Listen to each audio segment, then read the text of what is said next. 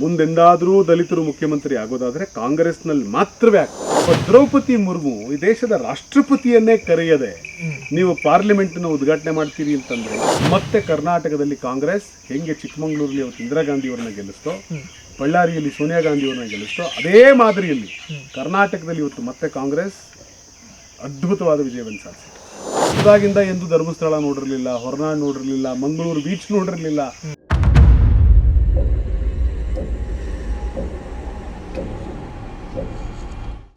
So ಇದೇ ಒಂದು ವಿಷಯದಲ್ಲಿ ಮಾತಾಡಿದ್ದಾರೆ ಸರ್.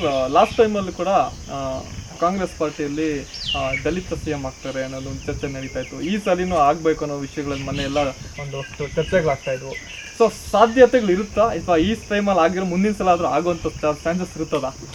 ಹಾಗಲ್ಲ ನೋಡಿ, ಈಗ ಮಲ್ಲಿಕಾರ್ಜುನ್ ಖರ್ಗೆ ಅವ್ರಿಗೆ ಪ್ರಶ್ನೆ ಕೇಳಿದ್ರು, ಏನ್ ಸರ್ ನೀವು ದಲಿತ ಸಿ ಎಂ ಆಗ್ತೀರಾ? ಮಲ್ಲಿಕಾರ್ಜುನ್ ಖರ್ಗೆ ಅವ್ರು ಹೇಳಿದ್ರು, I will become people's C M. ನಾನು ಜನರ ಮುಖ್ಯಮಂತ್ರಿ ಆಗ್ತೀನಿ, ಕಾಂಗ್ರೆಸ್ಸಿನ ಮುಖ್ಯಮಂತ್ರಿ ಆಗ್ತೀನಿ. ನಾನು ಯಾಕೆ ನೀವು ನನ್ನನ್ನು ದಲಿತ ಅಂತ ನೀವು ಬೆರಳು ಮಾಡಿ ತೋರಿಸ್ತೀನಿ ಅಂತ ಸ್ವತಃ ಮಲ್ಲಿಕಾರ್ಜುನ್ ಖರ್ಗೆ ಅವರೇ ಹೇಳಿದ್ರು. ಅಂದ್ರೆ ನಾನು ಮುಖ್ಯಮಂತ್ರಿ ಆಗೋದು ನನಗೆ ಯಾರೋ ಕೊಟ್ಟ ದಯಾಭಿಕ್ಷೆ ಆಗಬಾರ್ದು. ನನಗೆ ಸ್ವಸಾಮರ್ಥ್ಯ ಇದೆ. ನಾನು ಇಷ್ಟು ವರ್ಷ ಪಾರ್ಟಿಗೆ ಸೇವೆ ಸಲ್ಲಿಸಿದ್ದೀನಿ, ನಾನು ನಾಯಕನಾಗಿ ಬೆಳೆದಿದ್ದೀನಿ.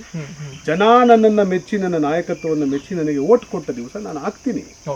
ಇವತ್ತು ನಾನು ಮಾಡಿರುವಂಥ ಸರ್ವಿಸ್ಗೆ ಮಲ್ಲಿಕಾರ್ಜುನ್ ಖರ್ಗೆ ಸಾಹೇಬರು ಇವತ್ತು ಹೂ ಇಸ್ ಶ್ರೀಮಾನ್ ಮಲ್ಲಿಕಾರ್ಜುನ್ ಖರ್ಗೆ ಸಾಹೇಬ್ ಅಂದ್ರೆ today he is the head of Indian national Congress party.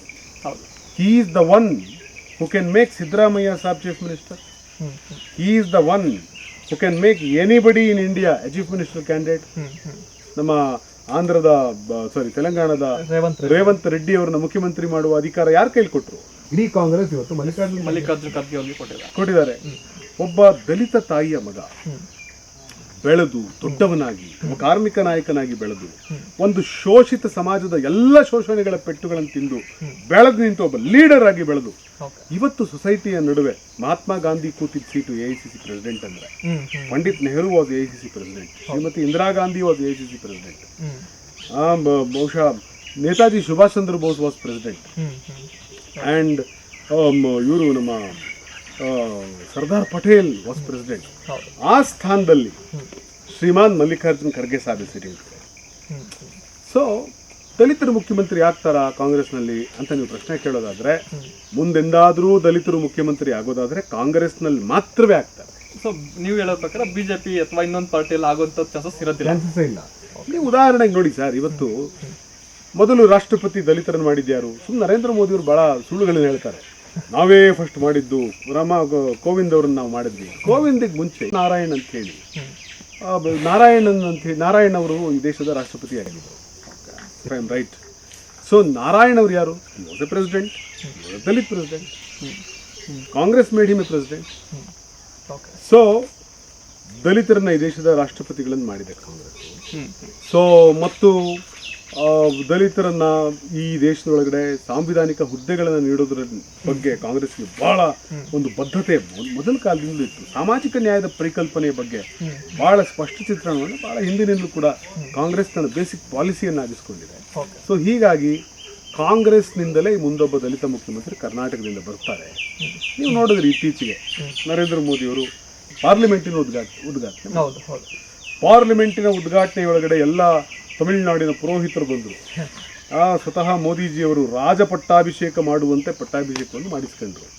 ಆದರೆ ಅಲ್ಲಿ ಎಲ್ಲಿಯೂ ಕೂಡ ಈ ದೇಶದ ರಾಷ್ಟ್ರಪತಿ ಯಾರು? ಒಬ್ಬ ದ್ರೌಪದಿ ಮುರ್ಮು ಈ ದೇಶದ ರಾಷ್ಟ್ರಪತಿಯನ್ನೇ ಕರೆಯದೆ ನೀವು ಪಾರ್ಲಿಮೆಂಟ್ನ ಉದ್ಘಾಟನೆ ಮಾಡ್ತೀರಿ ಅಂತಂದ್ರೆ, ಈ ದೇಶದ ಸಂವಿಧಾನದ ಅತ್ಯುನ್ನತ ಸ್ಥಾನದಲ್ಲಿರುವವರನ್ನೇ ನೀವು ಕರೆಯದೆ ಅವರನ್ನು ದೂರ ಇಟ್ಟು, ಯಾಕೆ? ಅವರು ಬುಡಕಟ್ಟು ಸಮುದಾಯದವರು, ದಲಿತರು ಅನ್ನೋ ಕಾರಣಕ್ಕ? ಯಾಕೆ? ಆಕೆ ಒಬ್ಬ ವಿಧವೆ ಅನ್ನೋ ಕಾರಣಕ್ಕ? ಹಾಗಾದ್ರೆ ಸಾಂವಿಧಾನಿಕ ಹುದ್ದೆಯನ್ನು ನೀವು ಗೌರವಿಸಿದ್ದೀರಾ? ರಾಮ ಮಂದಿರದ ಉದ್ಘಾಟನೆ ಆಯಿತು.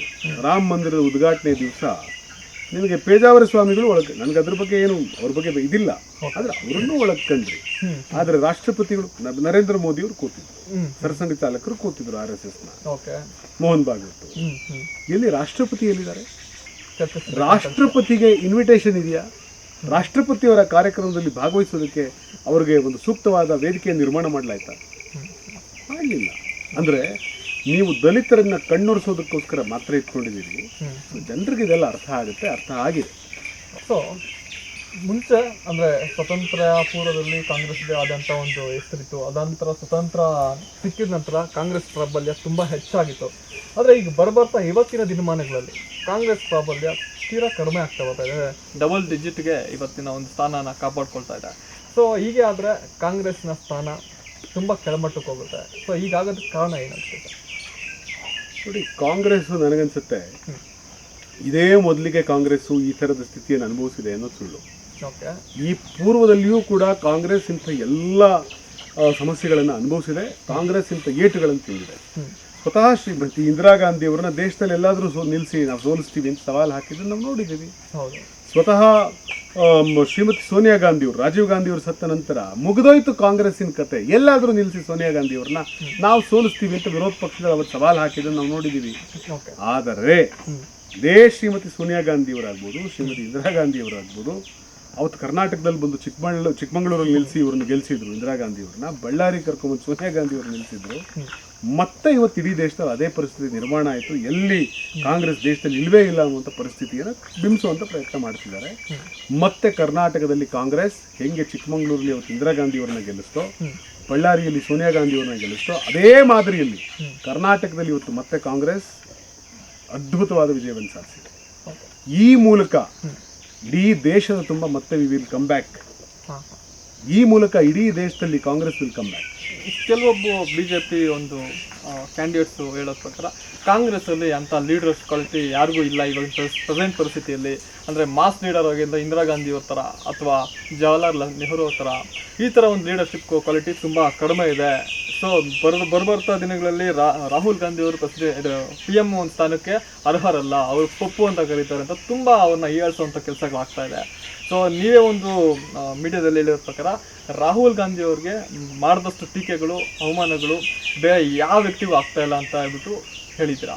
ಸೊ ಹಾಗಾದರೆ ನೀವು ಕಂಡಂಗೆ ರಾಹುಲ್ ಗಾಂಧಿ ಅವರು ಯಾವ ಥರ ಇದ್ದಾರೆ ಸರ್? ಏನೆಲ್ಲ ಒಂದು ಕನಸನ್ನ ಕಂಡಿದ್ದಾರೆ ದೇಶದ ಮೇಲೆ? ನನಗೇನನ್ಸುತ್ತೆ ಅಂದರೆ Rahul Gandhi is A Saint. Okay, more than A politician, Rahul Gandhi has become A Saint. Okay, ನಿಮಗೆ ರಾಹುಲ್ ಗಾಂಧಿ ಅನ್ನುವಂಥ ವ್ಯಕ್ತಿತ್ವ ಇದೆಯಲ್ಲ, ಆ ವ್ಯಕ್ತಿತ್ವ ನನಗೆ ಭಾಳ ಮೆರುಗು ಮತ್ತು ವಿಸ್ಮಯವನ್ನು ಸೃಷ್ಟಿ ಮಾಡುವಂಥ ವ್ಯಕ್ತಿತ್ವ ಇದೆ. ನಾನು ಯಾಕೆ ಹೇಳ್ತಾ ಇದ್ದೀನಿ ಅಂದರೆ, ರಾಹುಲ್ ಗಾಂಧಿಯವ್ರನ್ನ ನಾನು ಭಾಳ ಸರ್ತಿ ಹತ್ತಿರದಿಂದ ನೋಡೋಕೆ ಅವಕಾಶ ಸಿಕ್ತು. ರಾಹುಲ್ ಗಾಂಧಿಯವರ ಭಾಷಣವನ್ನು ಕನ್ನಡಕ್ಕೆ ತರ್ಜುಮೆ ಮಾಡುವ ಅವಕಾಶ ಕೂಡ ನನಗೆ 2 ಬಾರಿ ಇತ್ತೀಚೆಗೆ ಸಿಕ್ತು. ಸೊ ನನಗೆ ಆ ಮನುಷ್ಯ ನಾನು ಮಾತನಾಡಬೇಕಾದ್ರೆ, ಅವ್ರು ಮಾತನಾಡಬೇಕಾದ್ರೆ ನಾನು ಆ ಮನುಷ್ಯನ ಕಣ್ಣಲ್ಲಿ ಕಣ್ಣಿಟ್ಟು ನೋಡ್ತಾ ಇದ್ದೆ. ನಾನು ಮಾತಾಡಬೇಕಾದ್ರೆ ಅವ್ರು ನನಗೆ ಹೀಗೆ ದಿಟ್ಟಿಸಿ ನೋಡ್ತಾ ಇದ್ರು. ಹಿಂಗೆ ನೋಡ್ತಿರ್ಬೇಕಾದ್ರೆ ನನಗನ್ಸಿದ್ದೇನು ಅಂತಂದರೆ, ರಾಹುಲ್ ಗಾಂಧಿಯವರು ಬಹಳ ದೊಡ್ಡ ಸ್ಥಿತಪ್ರಜ್ಞೆ. ನಾನು ಆಗಲೇ ಹೇಳಿದಂತೆ, ಬಹುಶಃ ಭಾರತ ದೇಶದ ರಾಜಕೀಯ ಇತಿಹಾಸದಲ್ಲೇ ಅಥವಾ ಇಡೀ ಜಗತ್ತಿನ ರಾಜಕೀಯ ಇತಿಹಾಸದಲ್ಲೇ ರಾಹುಲ್ ಗಾಂಧಿಯವರನ್ನ ಟ್ರೋಲ್ ಮಾಡಿದಷ್ಟು, ಅವ್ರ ಬಗ್ಗೆ ಸುಳ್ಳು ಸುದ್ದಿಗಳನ್ನು ಸೃಷ್ಟಿ ಮಾಡಿದಷ್ಟು, ಅವ್ರ ಬಗ್ಗೆ ಅಪಹಾಸ್ಯ ಮಾಡಿದಷ್ಟು ವಿರೋಧ ಪಕ್ಷಗಳು ಬೇರೆ ಎಲ್ಲಿಯೂ ನಡೆದಿಲ್ಲ. ಆದರೆ ಇಷ್ಟೆಲ್ಲ ನಿಮ್ಮ ಮೇಲಾಗಿದ್ದಿದ್ರೆ ಅಥವಾ ಬೇರೆ ಇನ್ಯಾವುದೋ ರಾಜಕಾರಣಿ ಮೇಲೆ ಆಗಿದ್ದಿದ್ರೆ, ಆ ರಾಜಕಾರಣಿ ಏನು ಮಾಡ್ತಿದ್ದ ಅಂದರೆ, ರಾಜಕಾರಣ ಸಾಕಪ್ಪ ನನಗೆ ಅಂತ ರಾಜಕಾರಣ ಬಿಟ್ಟು ಇಡೀ ದೇಶದ ತುಂಬ ಎಲ್ಲ ಮಾಧ್ಯಮಗಳನ್ನು ಖರೀದಿ ಮಾಡಿ ವಿರೋಧ ಪಕ್ಷದವರು ಅವ್ರ ಬಾಯಲ್ಲಿ ರಾಹುಲ್ ಗಾಂಧಿ ಅವ್ರ ವಿರುದ್ಧ ಅಪಪ್ರಚಾರ ಮಾಡಿಸ್ತಾ ಅವ್ರನ್ನ ಪಪ್ಪು ಅಂತ ಒಂದು ರಾಂಗ್ ಇಮೇಜನ್ನು ಬಿಲ್ಡ್ ಮಾಡುವಂಥ ಪ್ರಯತ್ನ ಏನು ಮಾಡಿದ್ರು, ಆ ಪ್ರಯತ್ನವನ್ನು ಬೇರೊಬ್ಬ ಲೀಡರ್ ಬಗ್ಗೆ ಯಾರ ಬಗ್ಗೆ ಆದರೂ ಮಾಡಿದ್ರೆ, he would have stop being A politician. ಆತ ರಾಜಕಾರಣ ಬೇಡ ಅಂತ ಓಡ್ ಹೋಗ್ತಾ ಇದ್ದ, ದೇಶವನ್ನೇ ಬೇಕಾದ್ರೆ ಬಿಟ್ಟು ಹೋಗ್ತಾ ಇದ್ದ. ಇಲ್ವಾ, ಆತ ಮಾನಸಿಕ ಅಸ್ವಸ್ಥನಾಗಿ ನೆಲಕ್ಕೆ ಬಿದ್ದು ಹೋಗ್ತಾ ಇದ್ದ. But Rahul Gandhi is a man with courage. He came back. Rahul Gandhi came out and spoke to the people which he believes it is truth. ಯಾವುದನ್ನು ಸತ್ಯ ಅಂತ ತನ್ನ ಹೃದಯದ ಅಂತರಾಳದಲ್ಲಿ ರಾಹುಲ್ ಗಾಂಧಿ ನಂಬಿದಾರೋ, ಆ ಸತ್ಯವನ್ನ ಜನಗಳ ನಡುವೆ ನಿಂತು ರಾಹುಲ್ ಗಾಂಧಿ ಮಾತನಾಡ್ತಾನೆ ಬಂದರು. ಜನನ ವಿರೋಧ ಪಕ್ಷದವರು ಒಡೆಯೋ ಪ್ರಯತ್ನ ಮಾಡುವಾಗ ರಾಹುಲ್ ಗಾಂಧಿ 4000 ಕಿಲೋಮೀಟರ್ ನಡೆದು ಇಡೀ ಭಾರತವನ್ನು ಜೋಡಿಸುವಂತ ಕೆಲಸ ಮಾಡಿದ್ರು. ಇವತ್ತು ರಾಹುಲ್ ಗಾಂಧಿ ಅವರಿಗೆ ಆ ಪಪ್ಪು ಇಮೇಜ್ ಇಲ್ಲ. ರಾಹುಲ್ ಗಾಂಧಿಯವರ ಇಮೇಜ್ ಬದಲಾಗಿದೆ. ರಾಹುಲ್ ಗಾಂಧಿಯವರು ಈ ದೇಶದೊಳಗಡೆ ತುಂಬಾ ಅದ್ಭುತವಾದ ನಾಯಕನಾಗಿ ಬೆಳೀತಾ ಇದ್ದಾರೆ. ಕಾಂಗ್ರೆಸ್ ಒಂದು ವೇಳೆ ಸೋತಿದ್ರೆ ಆ ಸೋಲಿಗೆ ಬೇರೆಯವರು ಅಂದ್ರೆ ನಾವೆಲ್ಲರೂ ಕೂಡ ಸಮರ್ಥವಾಗಿ ಕೆಲಸ ಮಾಡಲಿಲ್ಲ ಅನ್ನೋದು ಕಾರಣ ಆಗುತ್ತೆ ಹೊರತು it is not Rahul Gandhi. ನಾವು ಇನ್ನೊಂದು ಸ್ವಲ್ಪ ಎಫರ್ಟ್ ಹಾಕಬೇಕು. It is not every time we cannot show our finger towards Rahul Gandhi. We should work more. Rahul Gandhi is not the only man who should take care of everything. He has done everything. He has walked 4,000 kilometers.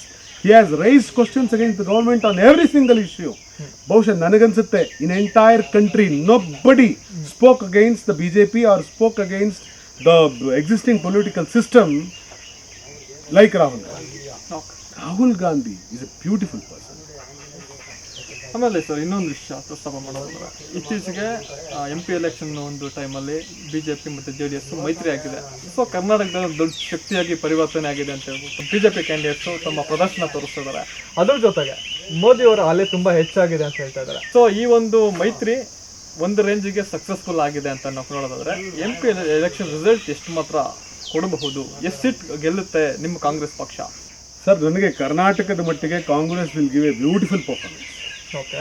ನಾವು ಖಂಡಿತ 14-15 seat ಗೆಲ್ತೀವಿ. ಇನ್ನೂ ಚೆನ್ನಾಗಿ ಇದೇನು ಮತದಾರ ವಾಲಿದಾನೆ ಅಂತಂದ್ರೆ 20 ಸೀಟ್ವರೆಗೂ ಗೆಲ್ಲಬಹುದು. ಆಶ್ಚರ್ಯ ಪಡಬೇಕು, ನಿರೀಕ್ಷೆ ಇದೆ. ನಿರೀಕ್ಷೆ ಇದೆ. ಯಾಕೆ ಹೇಳ್ತಾ ಇದ್ದೀನಿ ಅಂದ್ರೆ ಮೋದಿಯ ಅಲೆ ನಿಮ್ಗೆ ಅದೆಲ್ಲಿ ಕಾಣಿಸ್ತಿದ್ದು ನನಗೆ ಗೊತ್ತಿಲ್ಲ.